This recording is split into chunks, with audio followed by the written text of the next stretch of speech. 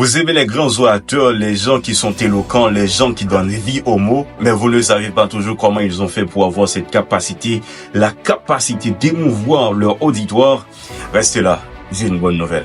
Cordiales salutations à toutes et à tous, je m'appelle William Dorelius. Aujourd'hui, à travers cette vidéo, nous allons aborder un aspect important et essentiel de la communication orale, qui est l'art de la ponctuation, un pilier essentiel de l'éloquence. Vous pensez peut-être que la ponctuation ne concerne que l'écriture ou encore la communication écrite.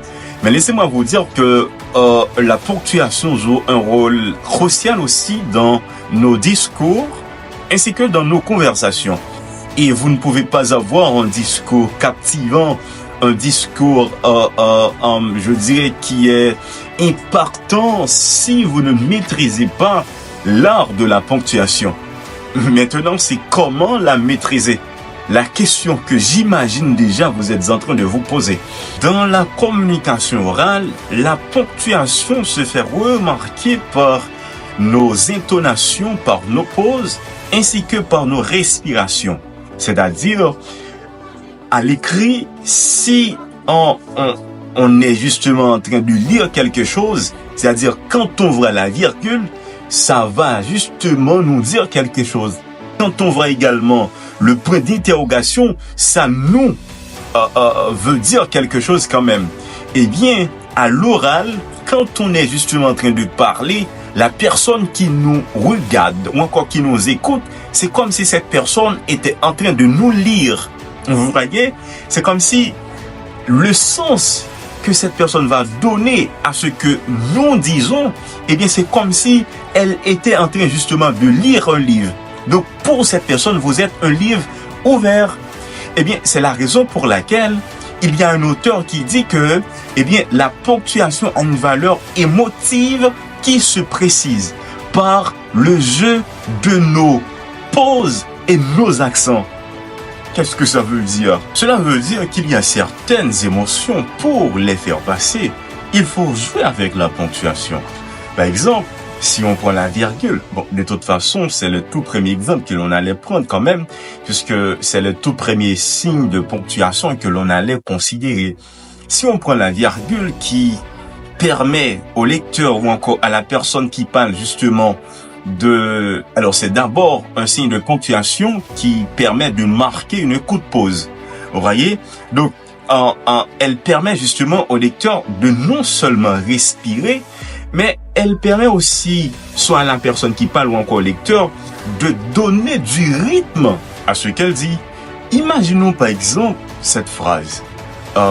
Cette femme belle, magnifique, intelligente, attirante, stylée, n'a que 22 ans. Vous voyez, cette phrase est marquée par la présence des virgules. Et c'est ce qui me permettait justement, bon, je dirais que ce sont ces virgules qui me permettaient justement d'avoir ce rythme, ce beau rythme. Ce qui allait être différent s'il n'y avait pas de virgule dans cette phrase. À ne pas oublier que je vous disais que la virgule me permet non seulement de marquer des coups de pause ou encore de respirer dans ma prise de parole, vous voyez, elle me permet aussi de donner du rythme à ce que je veux dire. Donc, ce qui allait être différent si ma phrase n'avait pas autant de virgules, ou encore s'il n'y avait pas de virgule du tout. Cette femme belle, magnifique, attirante, Céline n'a que 22 ans. Vous voyez? C'est différent. C'est comme s'il n'y a pas d'harmonisation. Vous voyez?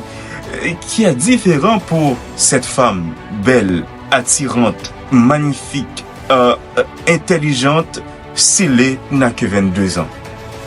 C'est différent. C'est une façon pour vous dire, quand vous parlez, il faut faire apparaître la présence des signes de ponctuation à travers votre intonation, à travers les pauses que vous faites, à travers justement le rythme dans lequel vous parlez. Donc, normalement, il n'y a pas que la virgule. Il y a d'autres signes de ponctuation, mais aujourd'hui, à travers cette vidéo, je vous présente l'importance de la virgule et comment vous pouvez également le utiliser. Si vous voulez savoir comment utiliser les autres signes de ponctuation, écrivez dans un commentaire, je veux le reste. Merci d'avoir regardé cette vidéo. Je vous demande justement de partager, de commenter, de liker cette vidéo et surtout de vous abonner à ma chaîne YouTube. À très bientôt pour une prochaine vidéo. Ciao.